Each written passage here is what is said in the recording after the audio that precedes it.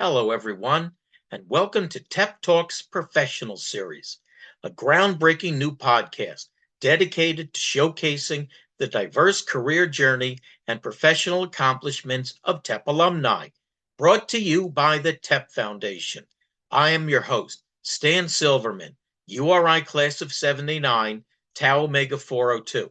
It's my privilege to speak to TEP brothers across a wide spectrum of industries, gaining insights into their fields, advice for breaking in, and a realistic look at the day-to-day work behind some of the most impactful careers in the modern economy.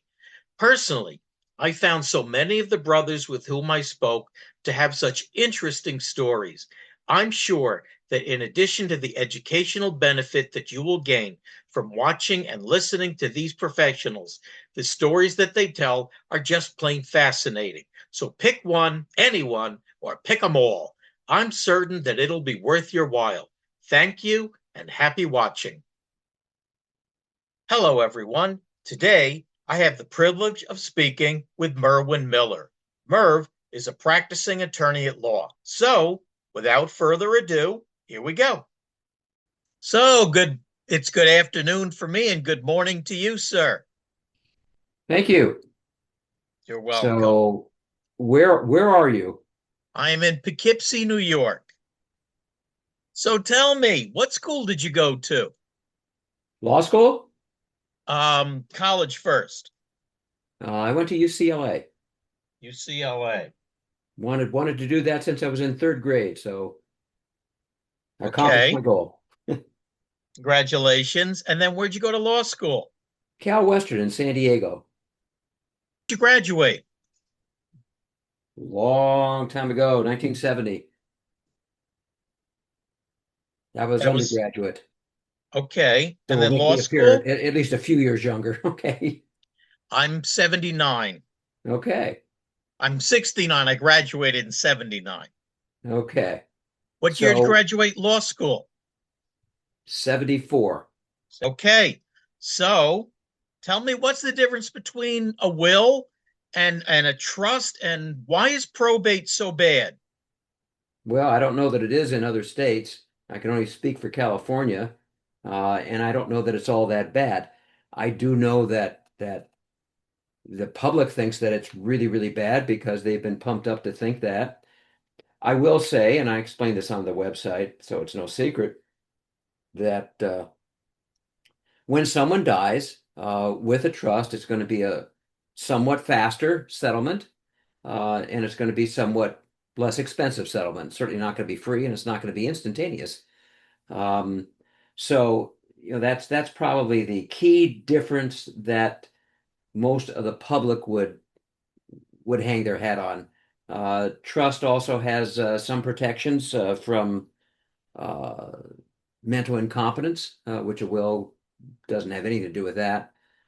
So those are probably the two key differences, and I'll just add so that you know, um, anything you can do with a trust, you can do with other documents.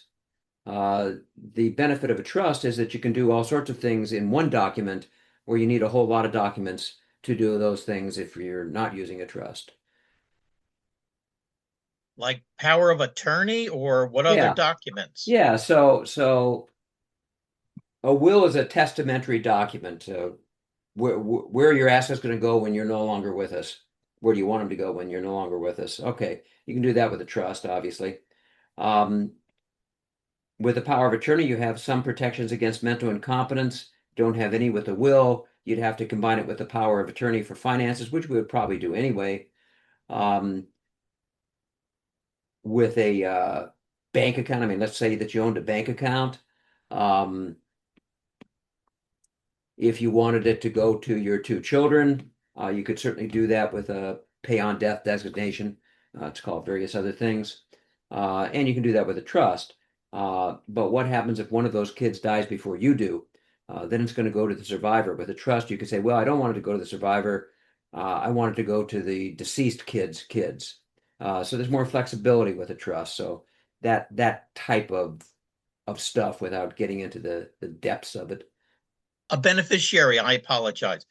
Beneficiary were to pass away. and you wanted to go to the beneficiary's children, a trust works better than a will does? A Or trust couldn't you works write that better into than the will? a trust works better than a designation in a bank account. Okay.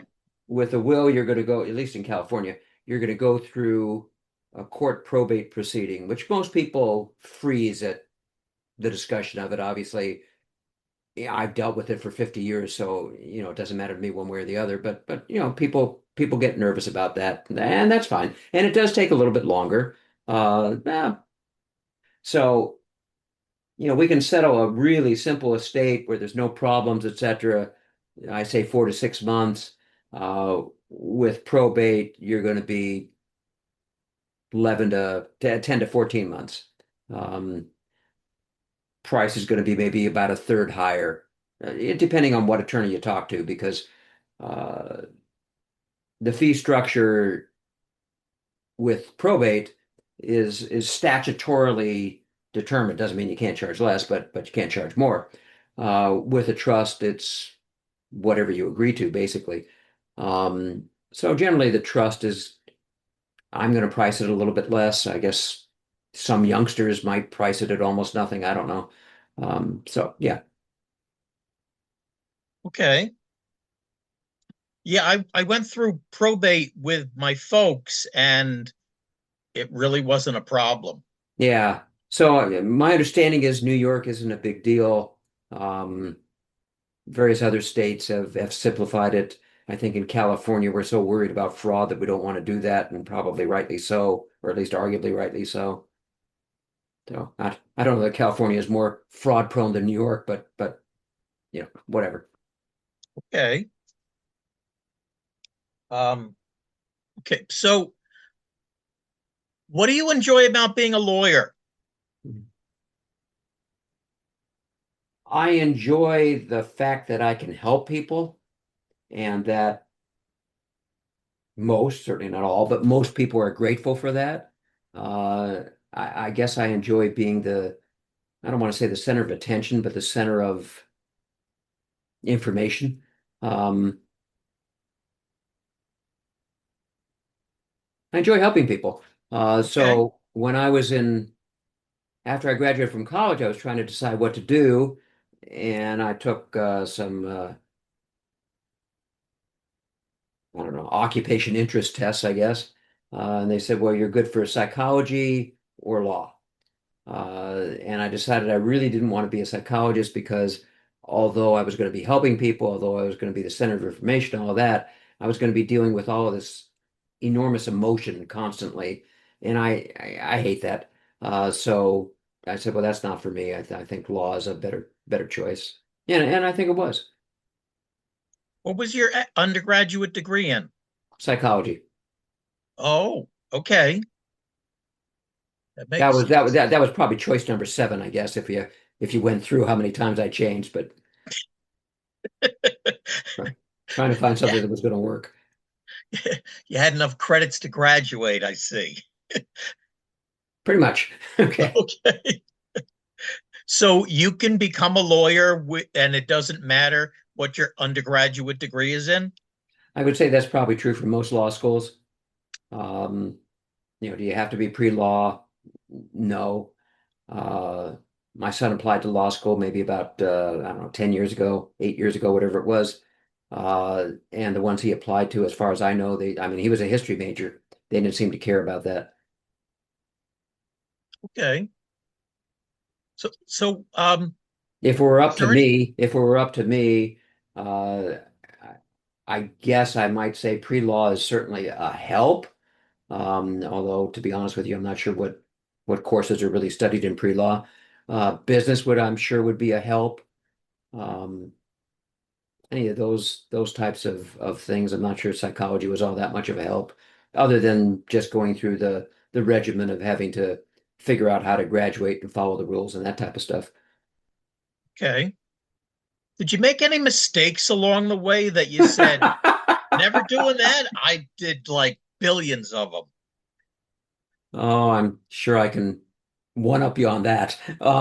So, did I make any mistakes along the way? Well, Are we defining just law school, after law school, before law school? What are you talking about? I think we're talking about it as your career as a lawyer.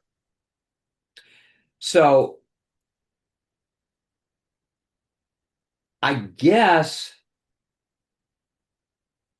I guess one would say that it's not a mistake if you can't figure out what you should have done instead, I guess. And I'm not sure that on a lot of these I could have figured out what I should have done, but well, certainly when I was in my first year and I had a court-appointed case and it was a really minor criminal thing, and before we went into the court, I joked with the guy that I hoped, and he was definitely going to get off, that I hoped he brought his toothbrush, and that panicked him. I realized that maybe that was a mistake. Okay, didn't do that again. Uh, I learned from that mistake. Really would have been bad if he had a heart attack. So, um, but I graduated in 74 and I didn't really and in those days I think we really didn't get to plot our course in law school as to specialty studies or anything like that. They do now in I think most schools. Certainly they do it at my school. Um, so I didn't do that. Uh, and I didn't really know what I wanted to do when I got out. I was working for someone who I had clerked um, for about a year. And after that, he went one way, I went another way. And I bummed around and I got rid of criminal procedure right off the bat. I didn't like that, or criminal defense. I didn't like that mainly because I didn't understand what the guys were talking about. I wasn't in the drug scene when I was in college. They'd use these words. I didn't know what the crap they were talking about. So I figured that wasn't going to go well. Uh, I got rid of divorce really quick because I didn't like the emotion that was involved with it. So I did bankruptcy. I did civil litigation. I did what I called real estate law at the time. Now I know it wasn't really real estate law. Um, and I bummed around, I guess, would about the only thing I could say for maybe 11 years. Uh, I mean, that's not to say that I didn't earn a living. I did. It's not to say that I didn't do reasonably well sometimes and not reasonably well other times. I did. Uh, but I didn't really have, oh, there's a spider. How do you like that? So we'll let him live. He's too hard to get to. Um, so it wasn't until about 85, so 11 years later, that a friend of mine said, look what I found in this magazine from financial advisors. And it was an ad by a lawyer up in San Francisco who was advertising to financial advisors to basically bring him clients and what he could do for him and whatever. And that kind of changed my whole direction. Um, so I sort of adopted that guy as my mentor. Um, I don't know that he knew it at first. He certainly knew it later on because I didn't have one and I needed one. Um, so was that a mistake that I bummed around for 11 years? I don't know. Uh, could I have done things differently? Yeah, probably. I could have gone to one of the professors, two of the professors I knew reasonably well. But I was a little bit too caught up in my own ego, I think, to do that. So yeah, that would be a mistake. We could have done that 3, 4, 5, 6 years earlier, but I don't know that the result would have turned out any better because it turned out fantastically well. So Good. I am thrilled with what happened. I'm thrilled with the career that I carved out for myself after my 11-year hiatus from reality.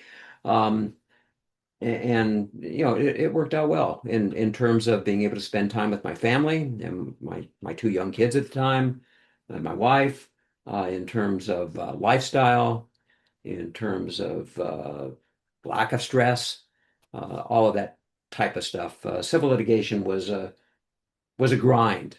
I figured we'd get into that, so I was trying to figure out what word I would use.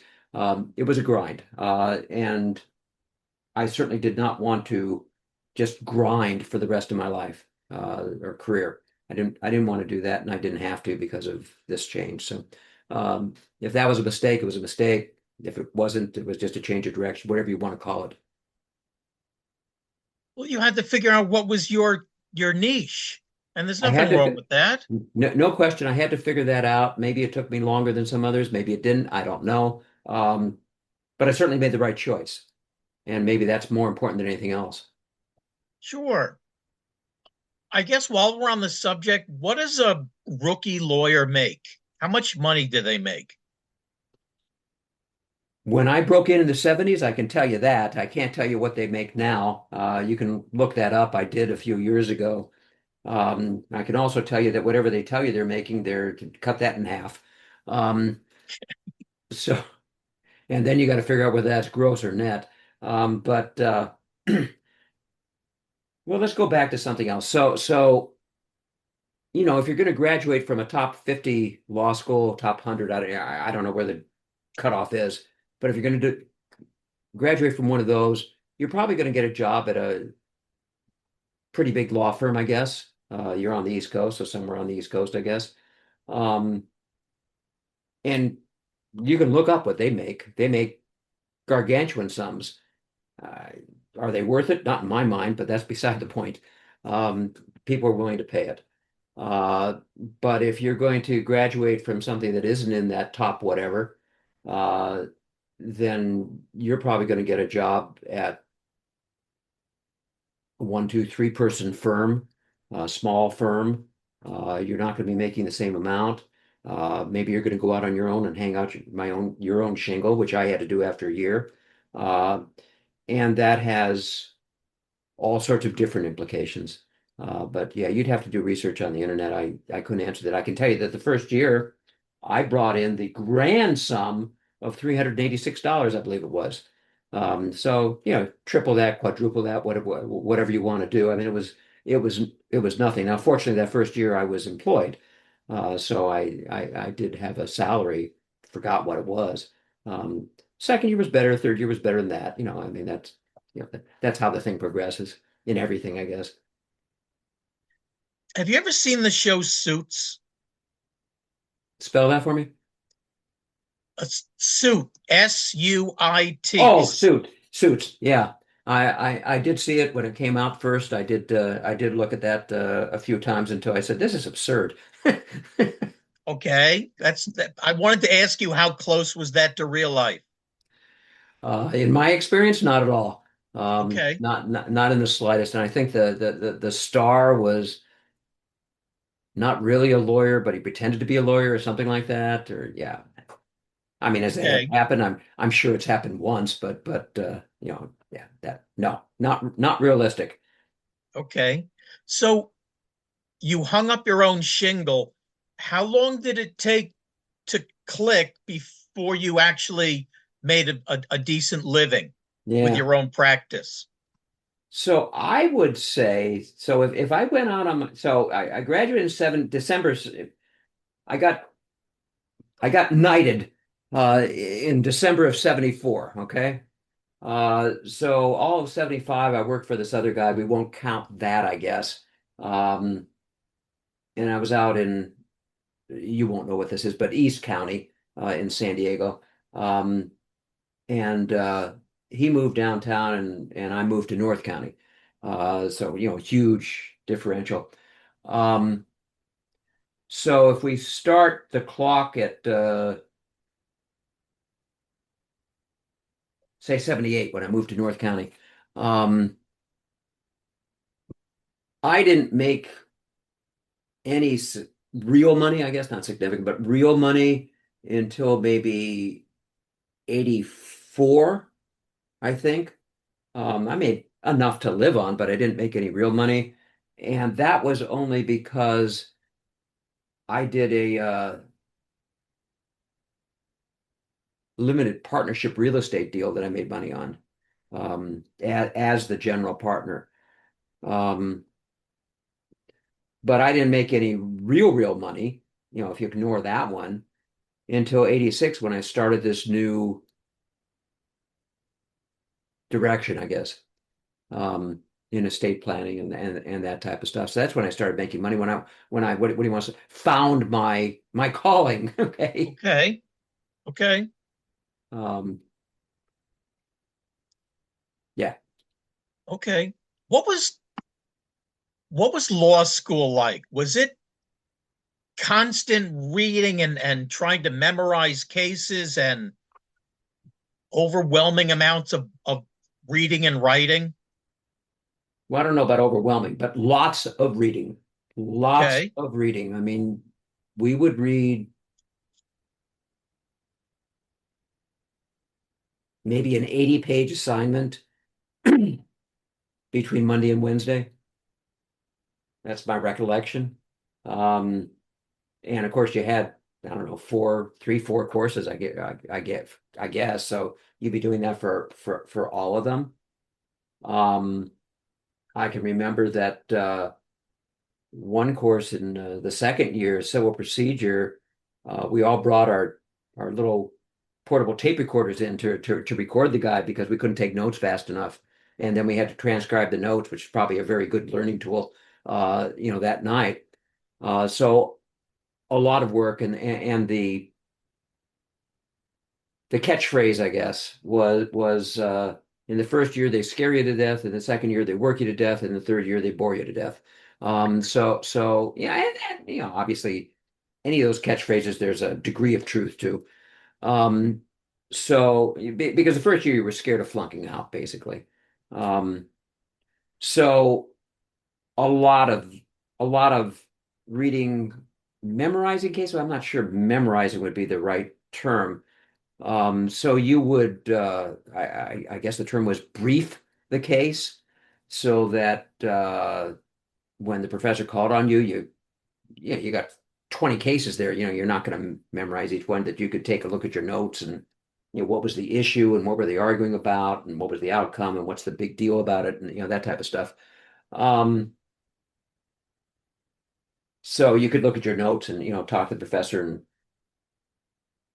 he'd say great job, or you don't have a clue what you're talking about, or something in between. um but there was a lot of reading, no question. So if you're not I don't know about a speed reader, but if you're not proficient at reading, let's put it that way, you got a huge problem. If you don't have the time to do it, then that's an enormous problem. um does that answer the question? Yes, thank you. Okay. Okay. So I guess in your field, in your niche, you don't have to do it as much, but in some of the other niches in the law industry, um, now that so many computers are used and you have all, I would imagine that if you were going to court and it was over a neighbor's tree falling on your house, that you could look for case law more quickly than today, than having to look through hundreds of books and knowing where to look in the books. So the answer to your question is yes. Okay, that's correct.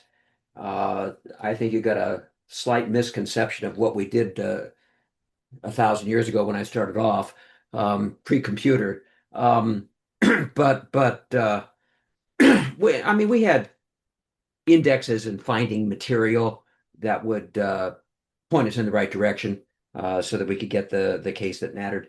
And I mean, it's the same thing now, but obviously with computers, it's just a hell of a lot easier and a hell of a lot quicker, uh, and and far more pleasant, I guess. And then you got artificial intelligence, which a lot of lawyers have gotten into trouble with recently because artificial intelligence isn't perfect and you can't rely on it. You just have to use it as a tool. Mhm. But yeah, it's a lot easier now than it was, and both from a speed and labor standpoint and from a financial standpoint. I mean, I have a library that's 5,000 times bigger now than what I had pre-computer, at a fraction of the cost. Okay. Um, what would you think if an undergraduate said, "I want to become a lawyer"? Would you say that's a that's a good idea? That's a good industry to go into? So the first thing I'm going to say is, I predicted most of these questions. You're a Um, genius. Genius, no doubt.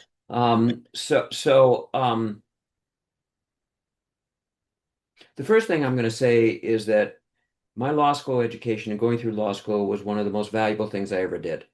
Um, Period. There are 1,001 things you can do with a law degree. Uh, and trust me, when I was banging around for the first 11 years, I was considering that. Um, that being said, law school is expensive. Um, I took a look a few years ago, and people were coming out of law school with a $150,000 debt load. And I don't think that included undergraduate. Maybe it did. I've forgotten. Um, but tuition and living expenses and all that kind of stuff, that adds up quickly. And you come out of law school, you got a $150,000 debt load over your head. That's a lot of money. Now, if you're going to one of those top law schools, and again, top 50, top 100, top 150, I don't know what it is. Great. You're going to get a good paying job. And the return on investment is great.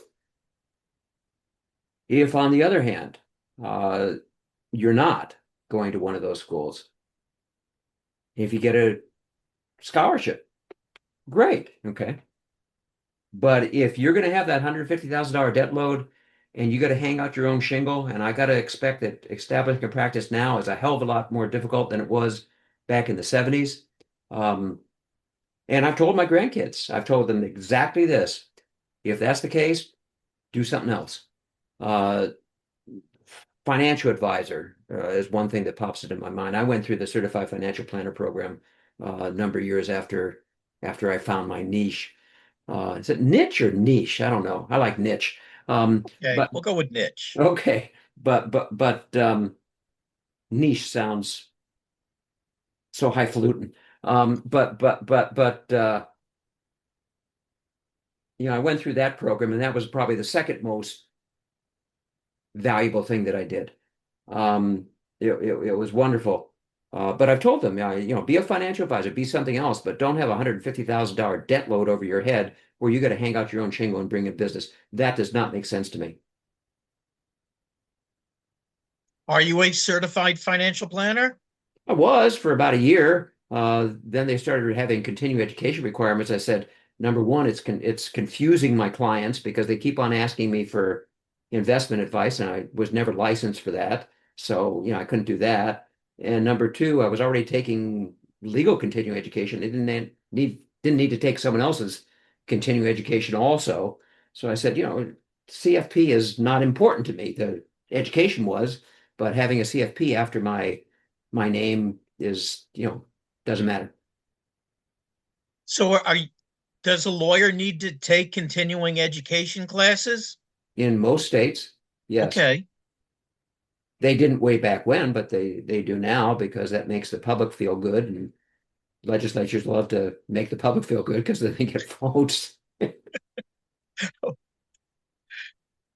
Speaking don't of don't get me started off down that road. That's not productive.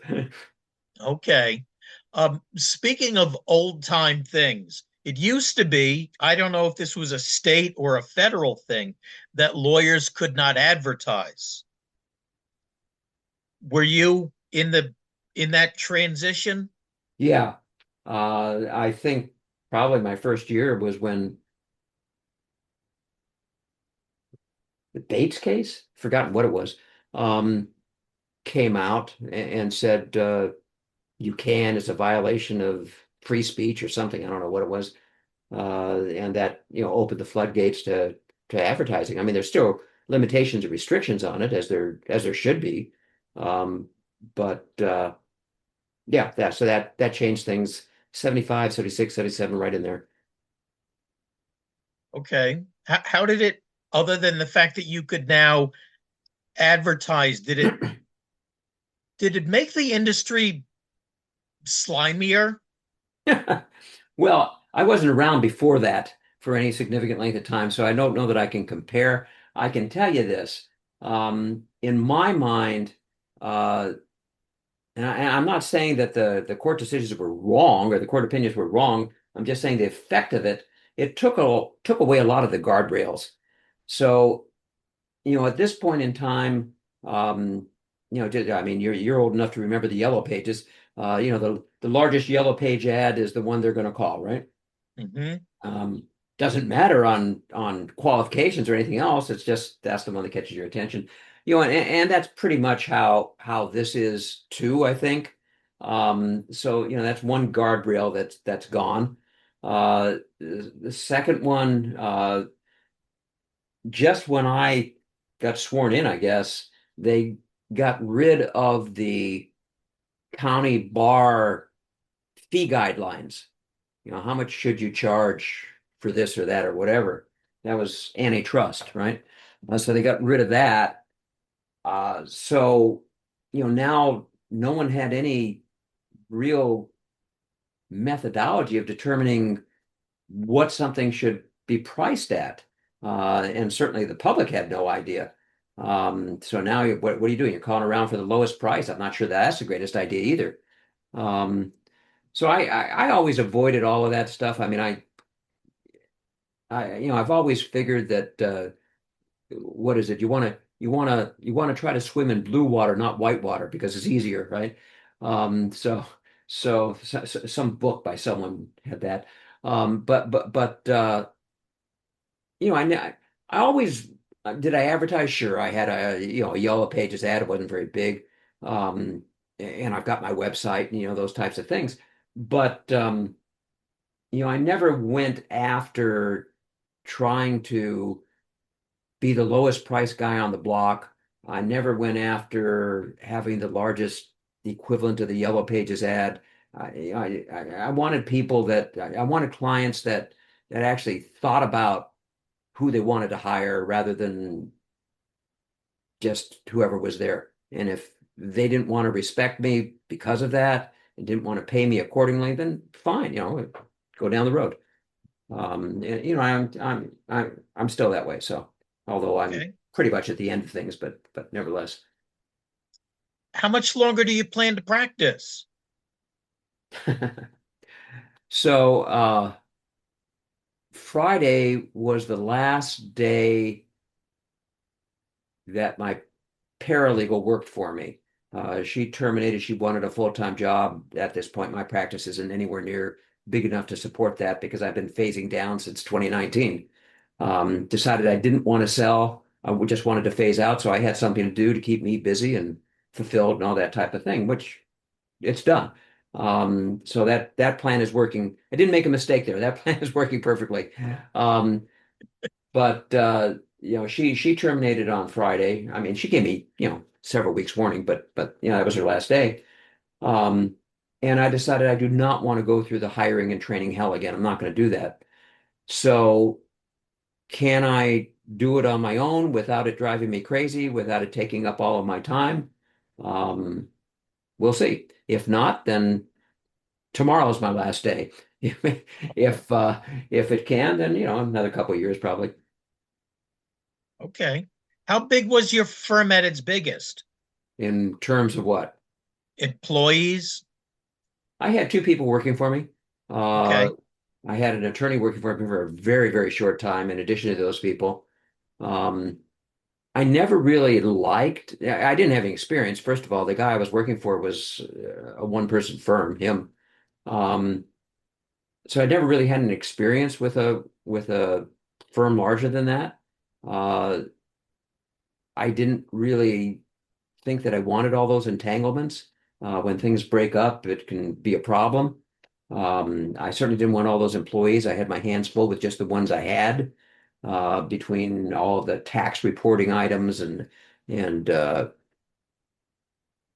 trying to make sure I didn't get sued for this, that, or whatever, and just all the things that go along with employees. And I had great relationships with some of them and miserable relationships with others. And, I mean, that's just the nature of the game. And I had to fire a lot of them, and you have to go through three to find one that maybe is going to work out. And you hire him, her, and, you know, You- I had one that lasted an hour and a half. Um, uh, Everything was fine in the morning. She was going through some training. Uh, I said, well, what? Why don't you go to lunch? I've got to tune up the computer a little bit here so that you don't have this problem. Come on back about an hour. Everything will be fine. She was happy. Everything was good. She comes back. She says, I can't do this. I can't do this. I can't do this, and packs up and she's out of there. And then she filed for unemployment, which I objected to, and successfully, as far as I know. I don't know whether she was a ploy to try to get unemployment insurance, or whether there was something else going on. I have no idea, but that's my record, an hour and a half. Wow. So So employees are, that's a whole different thing. You work in a firm, you got HR, they take care of that kind of stuff if it's a big firm. One, two-person firm, you are HR. yeah. So it's either go big or go home. So I understand Something like that. exactly. Yeah. Yeah. If you have 15 employees with, 10 associates and a paralegal and a receptionist, that's one thing. But if there's three people, that's just exhausting. You have to do the payroll tax. You have to make sure that the checks are ready. Yeah, that's a challenge. It's a challenge, and I mean, I met it over the years, and I worked it out. Um, I won't say that I enjoyed some of it. I mean, I certainly don't enjoy the workers' comp audits where I gotta do all of these things to show them that I haven't cheated them, and um, I don't enjoy when whoever it is, I guess it's unemployment insurance department, sends me a letter, and they want an audit, and everybody wants all this stuff, and of course. I don't know whether you've ever seen it, but you see these tax forms that say under the whatever it is law, we have to report how long we think this will take you. It's only going to take you 5 minutes. And they're right. But the other 50 things also take 5 minutes, and no one considers all of that. So, being the head honcho can be a pain in the butt, because you got to deal with all these administrative things. But, there are obviously um, things on the positive side that make it worthwhile, or no one would do it. It can be a pain, and it can also be rewarding. I mean, for me, I talk about just because of the nature of your questions, I talk about the negative things maybe, but this has been a very rewarding career for me. I do what I love to do, which is why I didn't close down in 2019 or so. Why I didn't sell. Um, I get great fulfillment from it because I'm helping people. Uh, I get good money from it. Yeah, I mean, I certainly like that part too. Let's not pretend that I don't. Um, and it keeps me busy. It keeps me busy. I mean, if you're not busy and you're just staring at the horizon all day, that's a problem. Yeah. Yep. Are you from California? Yeah, I was born and raised in Los Angeles. Okay. Ended up in San Diego because that's where I decided to go to law school. Nobody in the fraternity help you find this job or help you find yourself. Yeah, so Tau Upsilon, UCLA.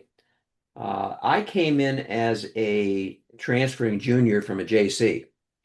Um, the year before that, so my sophomore year when I was at the JC, the colony chapter had been reestablished, I guess. It had been defunct for 6, 7, 8 years, I guess. So there was a break uh, between the former guys and us, and we had no contact with them. Hmm. So, as best I know, no one of my peers had help from those former guys because there was just no connection. So the Right. simple answer to your question is no, I had no help. Okay. Okay. I mean, I had help from the guys who maybe graduated when I was a junior, but I mean, they were out a year or 2 years at the most. They couldn't do a whole lot. Right. Well, so is there anything else that you wish to share with undergraduates, either study habits or career advice? Anything that you'd like to share with undergraduates? Well, let's go back to the mistakes. So, Okay. I think one of my mistakes, I graduated from UCLA. I wanted to stay in Los Angeles because that's where all my connections, friends were. Um, I knew I didn't have the grades for UCLA. I went over to USC, Loyola, maybe one or two other schools. Um, but I didn't know how to interview. I mean, I didn't, I had no experience at that, which is why this, would be good for an undergraduate, I would think. I mean, now, I've interviewed hundreds of potential employees and, this, that, and whatever.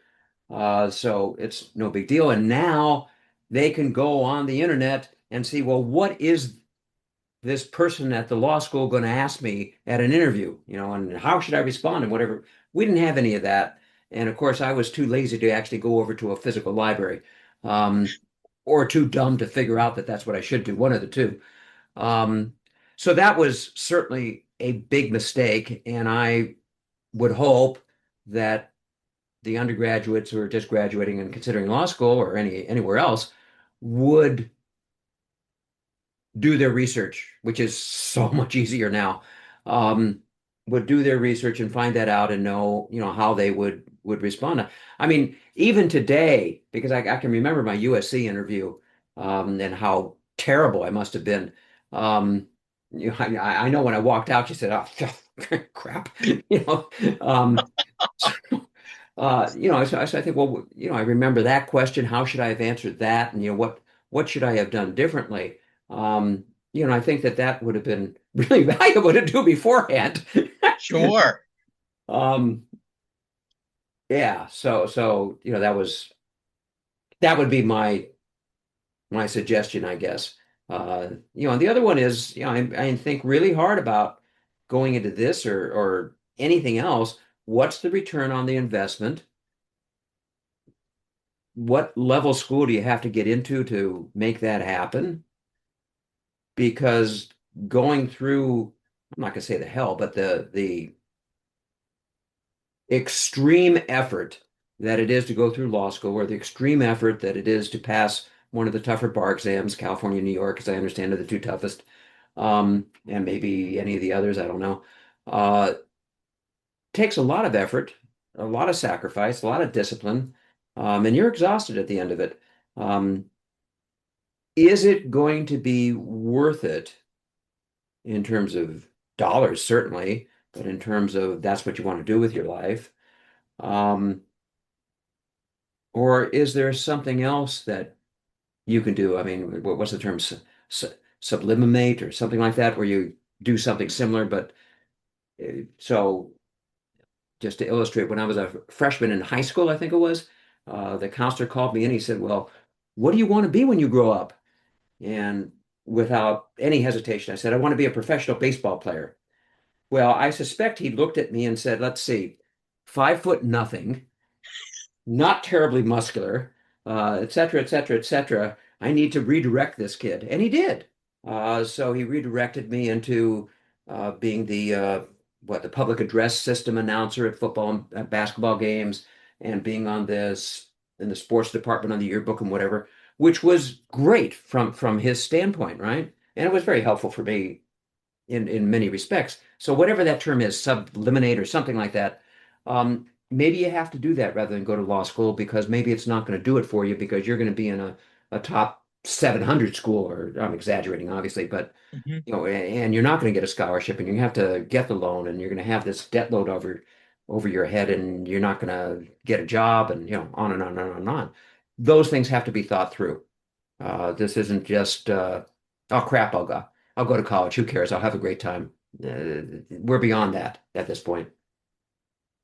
Yeah, especially with the cost of school nowadays. Right. Yeah, I'm not even sure that's true for college anymore. Yeah, yeah. So I mean, a lot of it is going to depend on whoever you hire on with or get an internship or whatever, and what they have you doing? And from the law firm standpoint or perspective, it's sometimes difficult to figure out. I mean, you can't send them to court. You can't have them do this. You can't have them do that. They're not even graduates of law school yet. So, what are you going to have them do? Um, and I've had people call me up and I want to intern for you. What are you going to do? Sit there and watch me write? Um, what are you going to do? I mean, I'm happy to talk to you. I'm happy to do this, do that. But what are you going to have them do so that they find some interest, something that's interesting? And I've had a couple of interns that really, just loved it basically. Uh, but I had to think about it for some time, and if you don't think about it, that's a problem. What are you gonna have them do? So before you hire on as an intern, what am I going to be doing? I got an internship. Doing what? I'm going to go with him to court. All right, well, that's probably useful. I'm going to be taught how to do research, legal research, probably useful. I'm going to be filing paper that hasn't been moved in 3 years, probably not very useful. I went to small claims court and unfortunately traffic court a few times, and I watched the lawyer conversations with the judge. Some of these people had never spoken in front of an audience before, and some of them were just so completely unprepared that the judge said, no, no, that has nothing to do with this case. Please stop that. Or they were stammering and stuttering so much that it was just painful to listen to them. So that brings me back to early on. Uh, I, I'm not sure why. Maybe it was my first motion in court. I'm not sure. And you know, I wasn't overly concerned about talking in front of people. I mean, I got the normal butterflies and whatnot, but that wasn't a big deal. And you did that in law school, and you had a mock trial, and you had this and you had that. But then I realized, the judge is in front of me. I'm at the attorney's table, the counsel table, and I'm not the only case. There's 15 other cases scheduled for that hour, and they're all sitting behind me. So now I'm talking with people behind me. That kind of unnerved me for a moment or two. So you kind of got to realize that that's the way it is. I mean, I got over that like in a couple of nanoseconds, but you have to realize. And obviously, if you're going to be in front of court, you got to be prepared. You can't stammer and stutter. And if you had the wherewithal to go to court 2 days before and watch some other people stammer and stumble, then you're going to know what you got to do. Well, I can't do that. I got to do it this way. And then, of course, there's some people that are just plain stupid, or some people that are so naive that it's not going to matter. And you know, Yes. I don't know what else to say. So is there anything else you want to share? This will be on YouTube. That's Yes. it's a yes, this. Well, Oh I'm my going to do God. some editing and take out most of what I say because no one cares. So, so I don't is there think that I said anything that I would be ashamed of. Um, But if you see anything, let me know, and then we can discuss whether we want that on the editing room floor or not.